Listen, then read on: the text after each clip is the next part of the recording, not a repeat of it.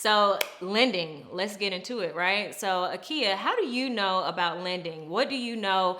How could you give me advice on this entire process? Well, guys, I have literally been in the lender's shoes. I have been a lender prior to this world of real estate. And so that's what I'm here to do. Let's go into it.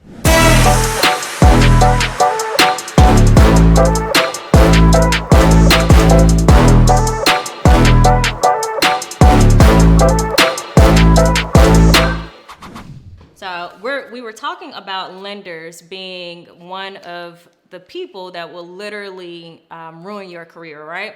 Lenders are like one of your number one partnerships that can either make or break a deal. If you don't have a lender, unless your client is bringing in cash, you have to ensure that the lender is very solid, that they know guideline, that they are also people persons, because if not, then they could ruin the relationship even with your client. So your entire team needs to reflect you. It needs to be a reflection of you, even when it comes to service. So we were talking about just the different things that lenders, how you would, question your lender and begin to interview them.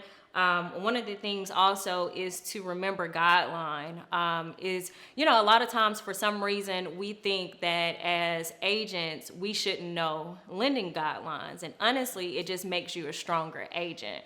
So you should definitely research FHA guidelines. You should be researching conventional guidelines, VA if you do a lot of VA business, knowing the guidelines so that if someone told you that they can't do something, you'll be able to directly speak to that, not only with the client, but also with the lender. If you're just a person that is absolutely ignorant to everything, then you can only take what a person gives you versus actually knowing that it's right or wrong. So guideline is huge. You should really begin to look it up. It takes a couple of seconds. It's not saying that you have to look through every single thing, but if you know what type of client you are looking to either bring on, or a type of client that you have always serviced in the past, then you should automatically be able to zoom to that specific section within guideline and just research. One of the things that we deal with at the Sky Group is a lot of entrepreneurs. And so with entrepreneurs, what comes with entrepreneurship? Taxes. So a lot of times our entrepreneurs are not paying quarterly taxes. They're having to pay on an annual basis, or not pay at all, one of the two. And that's okay, right? So we need to be able to direct, because clients come to us for direction, for advice, especially as realtors. That's what we're here to do, is to provide advice and always service their best interest. So the only way that you can do it is by being knowledgeable.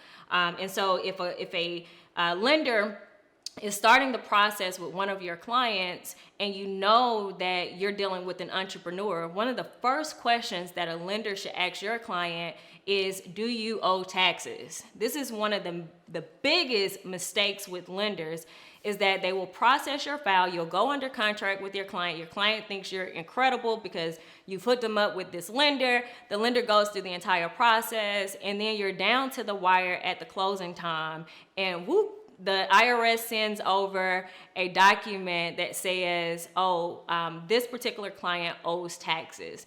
That's a problem, right? Anytime a client owes taxes, it's actually contributed to their debt to income ratio. And if they don't have a payment plan set up, then they're screwed, unless they want to just go ahead and pay all of the taxes. Most of my clients are high income producers, and so they are owing $75,000 and up. And so a lot of times they have no interest in going ahead and paying $75,000 for the year. So I would encourage you to figure out, even in your buyer's consultation, figure out if your client is an entrepreneur. Do they pay quarterly taxes? This should be one of your preliminary questions as well as the agent, and you can ask that.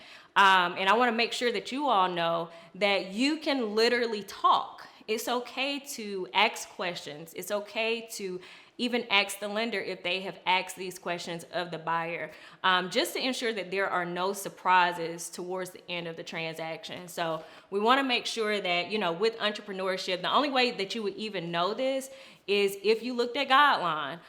One of the things that Guideline, and this is just a tip for those that desire to do conventional loans or do FHA loans, one of the tips is if a entrepreneur does, this is Guideline, if a entrepreneur owes taxes and they have not established a payment plan with the IRS, the lender will require that if they are going conventional, that they make one payment towards their payment plan. If they're going FHA, they have to make 3 consecutive payments. So, you know, a lot of our entrepreneurs have the funds to just go ahead and pay. They don't want to see that. They want to see consecutive payments. So you have to wait 3 months before that particular client is eligible to actually purchase. So it's super duper important that you understand Guideline, understand that this is a requirement, because you will be set up for the okie doke every single time. And we want to make sure that you are a strong agent, that you're always presenting your best light first for your clients, and that's how you'll increase your clientele, because they'll know you as the knowledgeable agent. So that's one, is Guideline.